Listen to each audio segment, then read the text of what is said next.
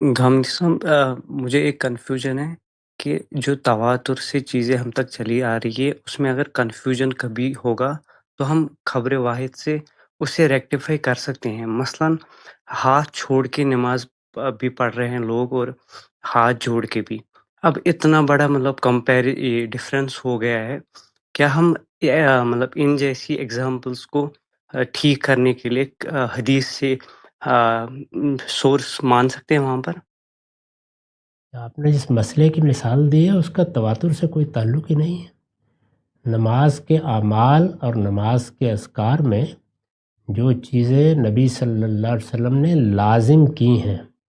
صرف وہی تواتر اور اجماع سے منتقل ہوئی ہیں۔ نماز کے اذکار میں دو ہی چیزیں ہیں، قرآن پڑھنا اور اس کے ساتھ قرآن کا کچھ حصہ سورہ فاتحہ کے بعد ملانا، یہ لازم ہے، یہ رسول اللہ نے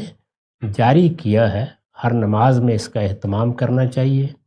اسی طرح جو خفض و رفع ہوتا ہے، یعنی کبھی ہم اٹھتے ہیں کبھی جھکتے ہیں، ان سب موقعوں پر اللہ اکبر کہنا، رکوع میں جاتے ہوئے سمع اللہ لمن حمدہ کہنا، اسی طرح سے ربنا ولک الحمد کہہ کے جواب دینا، السلام علیکم ورحمۃ اللہ کہہ کے نماز ختم کرنا، یہ نماز کے لازمی اذکار ہیں۔ اس کے لازمی اعمال میں تکبیر تحریمہ کے وقت رفع یدین کرنا، قیام کرنا، رکوع میں جانا، قومے میں کھڑا ہونا، اسی طرح سے 2 سجدے کرنا، پھر سجدوں کے درمیان میں تھوڑی دیر کے لیے بیٹھنا، یہ سب چیزیں ہیں جن کو لازم کیا گیا ہے۔ اس میں آپ ہاتھ باندھ کے کھڑے ہوں یا آپ ہاتھ چھوڑ کے کھڑے ہوں، یہ سرے سے نماز کے لازمی اذکار میں شامل ہی نہیں ہے، نہ لازمی اعمال میں شامل ہے۔ جو چیزیں لازمی اعمال نہیں ہیں ان میں اللہ کے پیغمبر نے اختیار دیا ہے، لوگ چاہیں تو وہ کوئی دعا کر لیں، چاہیں تو کوئی تسبیح کر لیں، چاہیں تو رکوع میں کوئی دعا پڑھ لیں، چاہیں تو مناجات کر لیں، چاہیں تو تحلیل کر لیں، اس کو مقرر کیا ہی نہیں گیا سرے سے۔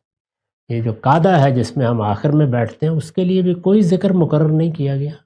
اس کو لوگوں پر چھوڑ دیا گیا ہے۔ بعض اعمال بھی لوگوں پر چھوڑ دیے گئے ہیں، ان میں سے یہ ہاتھ باندھنا اور ہاتھ چھوڑنا بھی ہے۔ اس میں جس چیز پر آپ کا اطمینان ہو اختیار کر لیں، یہ تو سراسر روایاتی پر مبنی ہے، یعنی اس میں اگر رسول اللہ کا بھی کوئی عمل بیان ہوا ہے تو آپ کا اختیاری عمل ہے، جو آپ کو پسند تھا، اس کی روایتیں آ جاتی ہیں، ان کو آپ دیکھ سکتے ہیں۔ اس کو سمجھنے کے لیے آپ میری کتاب میزان میں نماز کا باب نکالیے، اس میں نے بتا دیا ہے کہ نماز کے مقرر کردہ اعمال کون سے ہیں اور نماز کے مقرر کردہ اذکار کون سے ہیں۔ نماز کا اختیاری حصہ وہی نماز کی خوبصورتی ہے، اس میں تنوع رکھا ہے، وہ ہمارے لیے چھوڑ دیا ہے،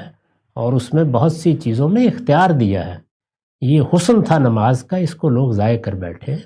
آپ اس کو سمجھ لیں گے تو اس طرح کے سوالات پیدا نہیں ہوں۔